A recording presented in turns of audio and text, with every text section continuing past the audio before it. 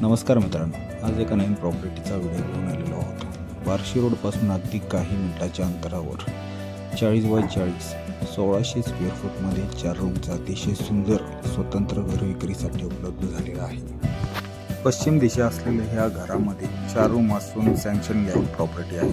पाण्यासाठी नळाची सुविधा आहे। 2017-18चं बांधकाम आहे। अधिक माहितीसाठी व्हिडिओ पूर्ण पहा आणि आपल्या चॅनलला लाईक, शेअर आणि सबस्क्राईब करायला विसरू नका। धन्यवाद।